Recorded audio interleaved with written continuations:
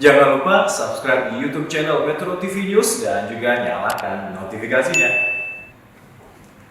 Setelah menyepakati jadwal pemilu, KPU akan mulai menyiapkan aturan main dari pendaftaran peserta pemilu, logistik pemilu, hingga pengaturan kampanye. Untuk membahasnya, saat ini kita sudah tersambung dengan anggota KPU Arief Budiman. Selamat siang, Mas Arief. Selamat siang.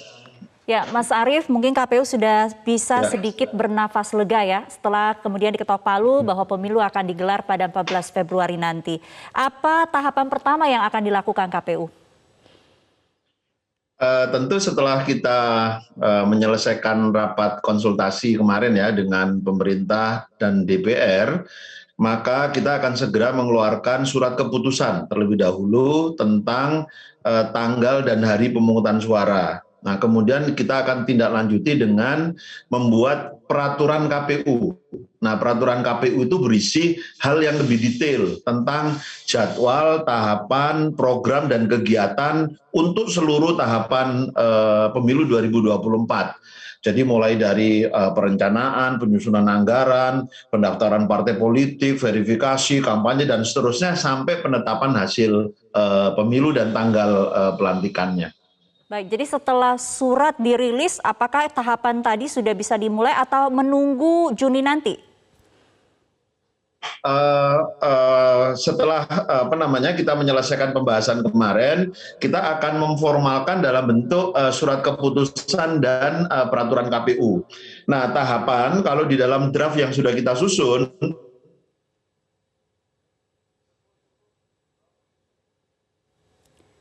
Mas Arief, masih tersambung? Ya, sepertinya kita terputus dengan Arief Budiman, anggota KPU. Kita sedang membahas apa langkah yang akan dilakukan. Mas Arief sudah tersambung kembali? ya. Ya, boleh diulang kembali, tadi terputus? Ya, jadi setelah pembahasan kemarin kita akan memformalkan dalam bentuk keputusan KPU dan peraturan KPU. Nah, tahapannya sendiri akan dimulai pada bulan Juni 2022. Nah, draft peraturan KPU inilah nanti yang akan berisi detail jadwal, program, dan kegiatan pemilu 2024. Dimulai dari perencanaan, penganggaran, kemudian pendaftaran partai politik, verifikasi partai politik, kampanye, dan seterusnya sampai dengan nanti bagian akhir tahapan itu adalah tanggal pelantikan peserta yang terpilih, gitu ya. Bisa anggota legislatif, bisa presiden dan wakil presiden, gitu. Jadi detailnya nanti akan ada dalam peraturan KPU kita. Baik, Mas Arief, kita kan masih hidup di tengah pandemi dan juga dalam proses pemulihan ekonomi. Untuk gelaran pemilu nanti, apa yang paling diantisipasi dan paling krusial yang harus diperhatikan? Nah, jadwal yang kita susun itu memperhatikan situasi pandemi, ya, termasuk penyusunan anggarannya.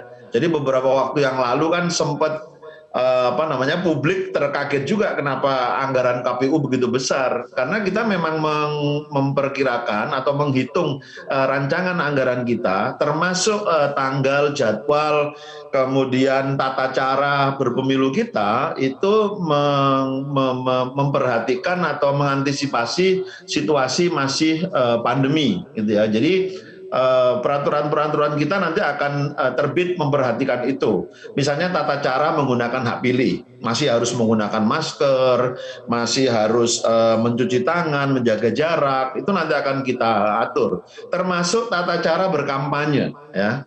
Itu juga kita atur. Nah, kita sudah punya pengalaman berpraktek menyelenggarakan pemilu di tengah pandemi. Itu pilkada tahun 2020 yang lalu.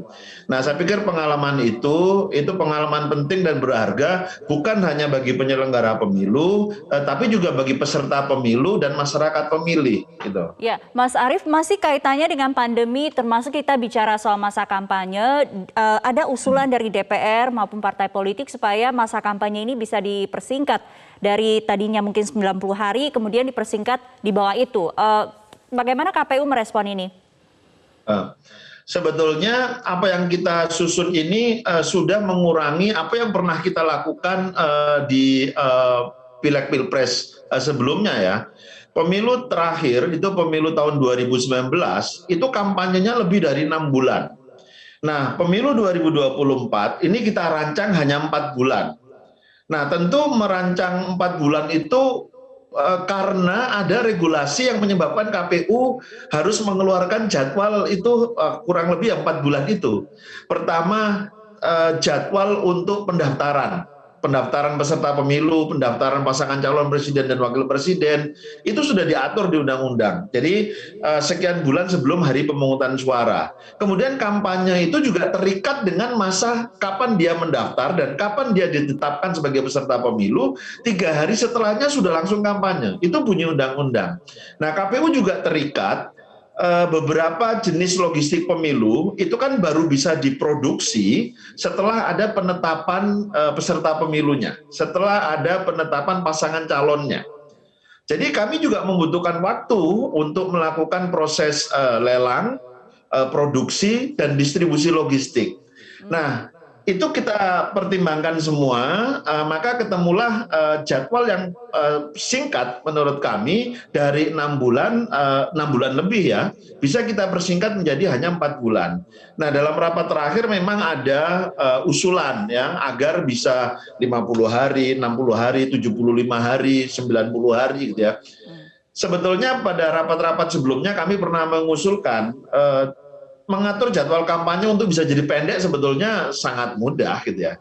Sepanjang beberapa ketentuan yang ada di dalam undang-undang itu bisa direvisi gitu ya. Misalnya ketentuan tentang kampanye dimulai 3 hari setelah penetapan peserta pemilu misalnya. Nah, itu kalau itu tidak diatur begitu, KPU bisa lebih leluasa mengatur kampanyenya kapan. Kita ingat di pemilu-pemilu kita sebelumnya, bahkan disebutkan eksplisit, kampanye berlangsung selama 21 hari.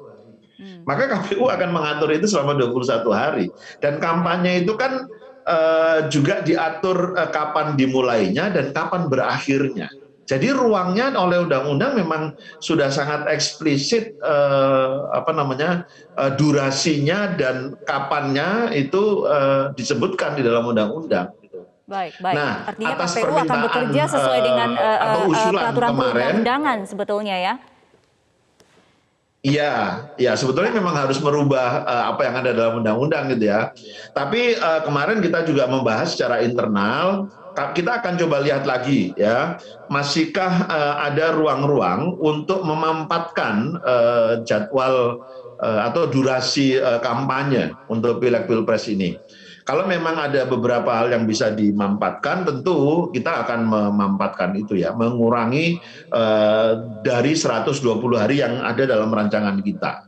Baik, Mas Arief, terakhir dengan ditetapkannya tanggal penyelenggaraan pemilu 14 Februari, artinya mematahkan hoax yang selama ini beredar, 3 periode, kemudian juga pemilu diundur. Bagaimana Anda merespon ini?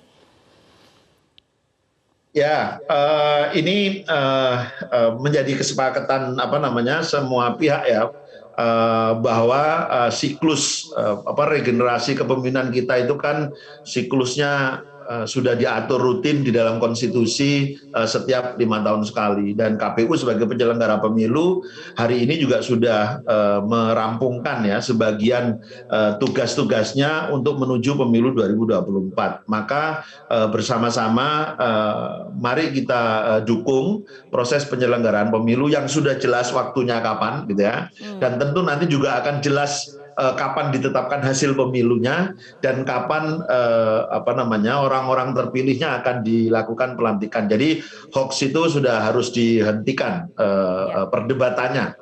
Sudah tidak ada lagi prediksi-prediksi pemilu ke depan akan dilaksanakan kapan. Ini sudah jelas semua di 2024. Baik, jadi saatnya sudah move on ya dari hoax-hoax yang beredar selama ini. Terima kasih anggota KPU Arief Budiman untuk informasinya di Metro Siang.